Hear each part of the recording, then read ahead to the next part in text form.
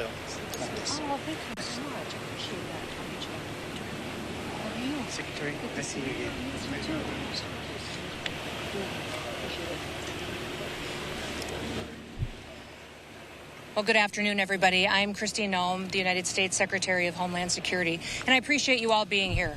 I know that it's warm, but we're covering a very important event.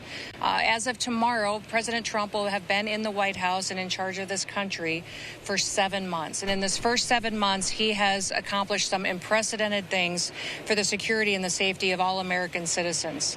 As you know, when he campaigned to get elected as President of the United States, he promised the American people that he would secure our border, that he would ensure that the invasion of the illegal criminals that were coming into our country under the Biden administration would be stopped, and that he would do all that he could to restore the safety to our American communities. And he has done exactly that.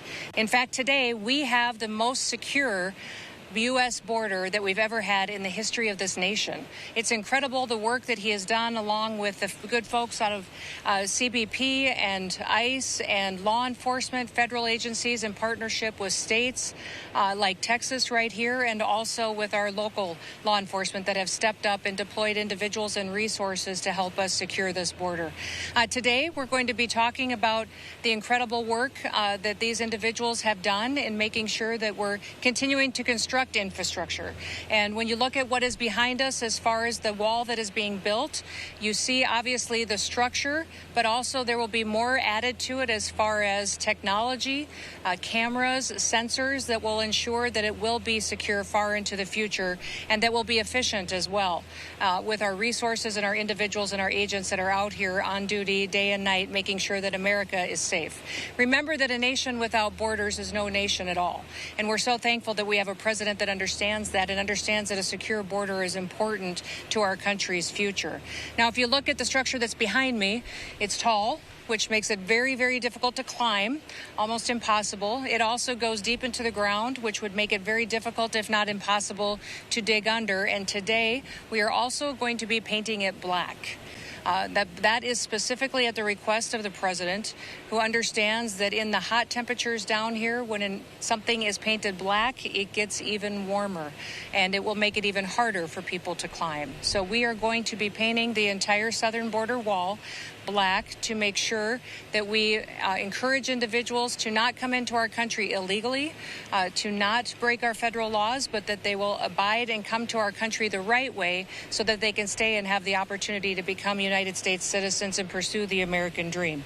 Now, we got an incredible amount of resources allocated to us in the big, beautiful bill, and we're so thankful for that because that's going to allow us to continue construction. The construction right now is at the pace of a little bit less than a half a mile a day, and the border wall will look very different based on the topography and the geography of where it is built. Here you see structure. We will have waterborne infrastructure that will be put in place as well, and then that technology will be installed. And we'll utilize that to make sure that we're doing due diligence in securing every single inch of our border. And it's not just our southern border that we are concerned with and putting resources into. It is every border from our maritime seas to also our northern border to make sure that the American citizens can have safety, but also that our laws are enforced. I'm very grateful today to be here with two individuals that are leading our effort as far as securing our border, but also day to day making sure that our laws are enforced. I'd like to introduce first the Chief of the U.S. Border Patrol, Mike Banks, to share a few words with you. And then after him, Walter Slozer is the interim Chief of the Border Patrol here in the El Paso sector. So with that, Chief Banks, would you like to come up and share a few words? Thank you, Madam Secretary. Thank you, Madam Secretary. As she said, my name is Michael Banks. I'm Chief of the United States Border Patrol, and what you see behind us is just the beginning of a lot of wall we're going to be building with money that we received from the big, beautiful bill. This is just one of many ways that we are fortifying our border and securing our border against illegal immigration. Once we get the infrastructure up, we'll also see lighting go up, camera systems go up, ground sensing technology as well. And then, as the Secretary said, we're going to paint it black for two reasons. One, the black's going to protect the wall from rusting, and two, black gets hotter and makes it more difficult to climb. With that, I'm going to pass it over to Chief Slozer, who's the interim Chief Patrol Agent of the El Paso sector. Thank you, Madam Secretary. Thank you, Chief Banks. I just want to thank the administration, the Secretary, and Chief Banks for, one, having the will to secure the border in between the ports of entry. We've long known that barriers are key into shaping the operational environment. We're going to continue to build these barriers. And, you know, it's a message, a clear message that says we are removing people from the smuggling cycle. We're not going to put them into that. And we're promoting economic prosperity on the north side. So this area north of us is in the plans as to build and put in shops and schools and houses. And this is going to help secure this area for the betterment of the El Paso community. And we're taking border security serious. I've been through 6 different administrations, and I can tell you I've never felt the support from our leadership than I feel today, and that's under the leadership of our secretary. I'm proud to stand here with her, and I want to thank you for being out here to get our message to the community so that they know why border security is important to national security. It is national security, so thank you very much. Thank you, Walter. And I want to thank the agents that are standing here with me today, but I also want to thank all of our other Border Patrol agents who stand on watch every single day, 24/7, to make sure that they're providing for the security of our nation and for our future. So may God bless them and keep them safe as they continue to do their work. With that, I'll take any questions that you may have. Yes, ma'am. You guys have achieved record lows, not seen since the 1960s on a monthly basis. El Paso sector was, I think, 1,000 apprehensions in July. Given that drop to 29 or 39 average a day, who's left coming? Asylum seekers stopped. What are the people you're now seeing? You know, I'll let Walter speak to that because he knows specifically the individuals that they're encountering here. But I think it is remarkable that for May, June, and July, we've had 0 illegal aliens come into the United States of America, according to our records, and encounters that people that have come into our country that we have the most secure border in our nation's history. I also want to point out one other statistic that came out this week that was incredibly important to our country is that according to the Bureau of Labor and Statistics, we have 1.6 million illegal aliens that have gone home voluntarily. They have left the United States, returned to their countries at the encouragement of President Trump and his policies so that they have an opportunity to come back to America the right way. So they have the opportunity to come back and pursue the American dream and provide for their families the right way into the future. So that's an incredible amount of individuals who recognize now is the time to go home. And if they choose to come back to the United States, to do it while abiding with our laws. But Walter, would you like to speak to who you're encountering at the border here in this sector specifically today? Yes, ma'am. Thank you, ma'am, and thank you for that question. So here in the El Paso sector, in 2023, we had one day where there were 2,300 people apprehended by the U.S. Border Patrol. We are now apprehending on a 7-day average about 41 people a day. And you ask, who are those individuals? The majority of them are single adults. The majority are from Mexico, followed by Guatemala and Ecuador. And those individuals are not unlike the 3 years before this, where they were following our Border Patrol agents, tracking them down, and we were stuck preserving life, and we had to take them out and get them out of the area, and no Border Patrol agents were patrolling the border. Unlike that, they are running from us. They're trying to utilize tunnels. They're trying to move left and right of our deployments, and we're apprehending those individuals. Our gotaways are the lowest they've ever been, and we're working with the Department of Justice. We're putting criminal charges. Since 1929, 8 U.S.C. 1325 has been a crime in the United States. We're putting criminal charges on those individuals, applying consequences, and our partners in ICRO are removing those individuals from the United States. But they are individuals that are actively seeking to get in, the people we should have been focused on for the entirety of our Border Patrol careers, and we're not dealing with those asylum seekers and those individuals that commit a crime by entering illegally and still are in our process. So those are the individuals that we're seeing, ma'am. What is your gotaway rate? 7-day average is 9. Compared to 400 about this time last year. So, and that's key, right? Messages mean, words and messages matter. It is not okay to enter the country illegally, and somebody's finally saying that. That's our leadership here in the U.S. government, and we're, as the Border Patrol here in El Paso sector, I can say on the behalf of the men and women of El Paso sector, who I am greatly appreciative of, that we are proud to enforce these laws, and the morale is better than it's ever been because we are doing our national security job, and we are keeping this area safe.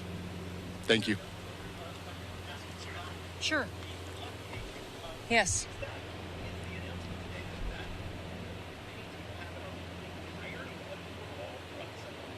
Yes. Yeah, it is. It's specifically going to be on structure that looks like this, that's made out of steel, and it is to protect the infrastructure from wear and tear and erosion that would occur. But also it is because the president specifically recognized that black gets hotter in this weather and in this heat and in this sun, and that when you touch something that's hot during these kinds of temperatures, it's very difficult to climb it, very difficult to cut it, to handle it. And he wants to make it as difficult as possible for individuals who are trying to break our laws. He means what he says, and he follows through on what he says he's going to do. And this was something he spoke to me about after the election that he wanted to do. And when he was sworn in, we immediately got to work on setting up the opportunity that when the structure is built, that it would be painted so it'd be protected and that it would be hot. Yes. Mm-hmm. Yep. Mm-hmm.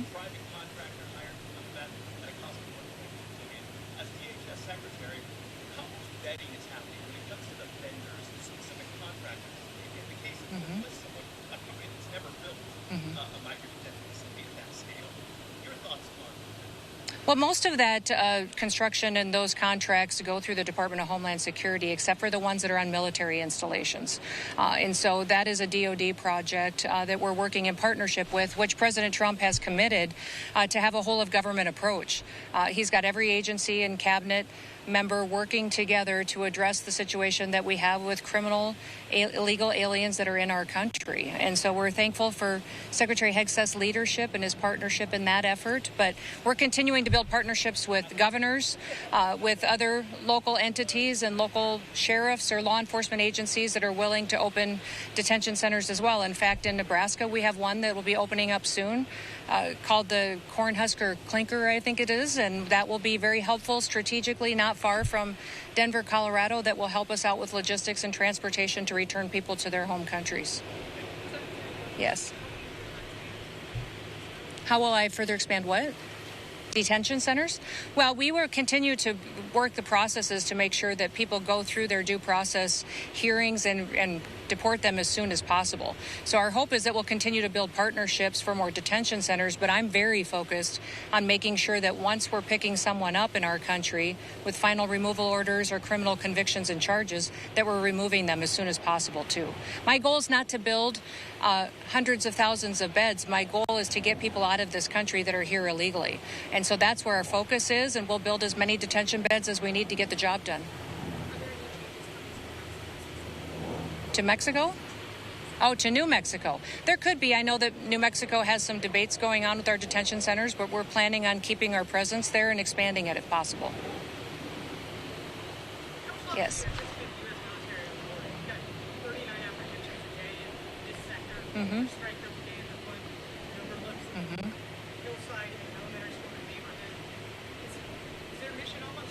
Yeah, we're grateful for their partnership and their presence. There hasn't been a date indicated when that military presence will end on the border. And when it does, it'll be the president's decision. Yes.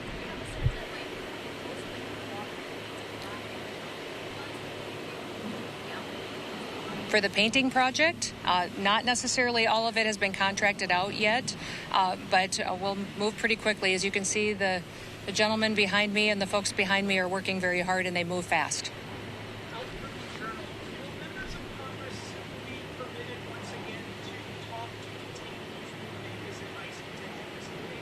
Oh, I believe that they have access and oversight responsibilities that they're able to conduct as long as they're giving us the due notice time in order to make sure we can do so safely, and that we have the ability to make sure everyone in the facility and everyone touring the facility can do that with an adequate number of security guards present, with an adequate number of people to conduct it in an orderly manner. So we're going to continue to facilitate that as long as they keep requesting the tours and visits. Yes. Mm-hmm. Mm-hmm. Mm-hmm. Mm-hmm. Mm-hmm. Don't touch it. They have a choice.